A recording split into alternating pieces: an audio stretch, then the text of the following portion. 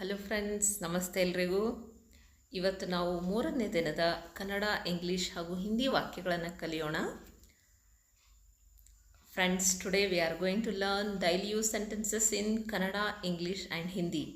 आज हम कन्नड़ा, हिंदी, इंग्लिश के 5 नए वाक्यों को पढ़ेंगे. चलो शुरू करते हैं. Let's begin the class. ಮೊದಲನೇದಾಗಿ ಕನ್ನಡದಲ್ಲಿ ಈ ಊಟ ರುಚಿಯಾಗಿದೆಯೇ? ಈ ಊಟ ರುಚಿಯಾಗಿದೆಯೇ? Is this food tasty? Is this food tasty? क्या यहाँ खाना स्वादिष्ट है? क्या यहाँ खाना स्वादिष्ट है? ನಾನು ಈಗಲೇ ಬಸ್ಸು ಹಿಡಿದಿದ್ದೇನೆ.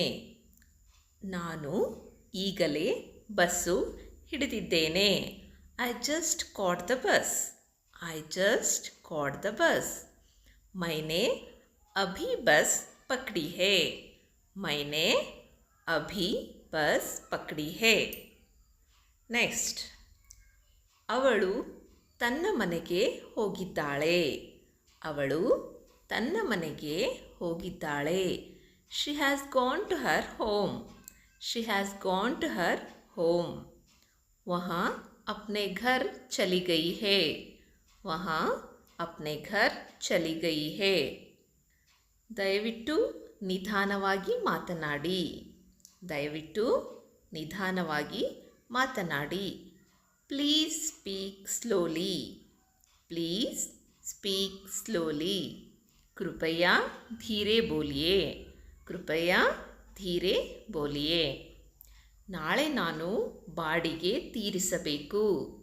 ನಾಳೆ ನಾನು ಬಾಡಿಗೆ ತೀರಿಸಬೇಕು. I have to pay the rent tomorrow. I have to pay the rent tomorrow. मुझे कल किराया देना है. मुझे कल किराया देना है. ಇವತ್ತು ಹೊಸ ಒಂದು 5 ಪದಗಳನ್ನು ನಾವು ಕಲಿತಿದ್ದೀವಿ, 5 ವಾಕ್ಯಗಳನ್ನು ಗೆಳೆಯರೆ. Today we have learned 5 new sentences. Friends, आज हम 5 नए शब्दों को सीख चुके हैं. फिर कल और नए 5 शब्दों के साथ, नए 5 वाक्यों के साथ हम कल फिर मिलेंगे. शुक्रिया. Keep watching my channel. Thank you.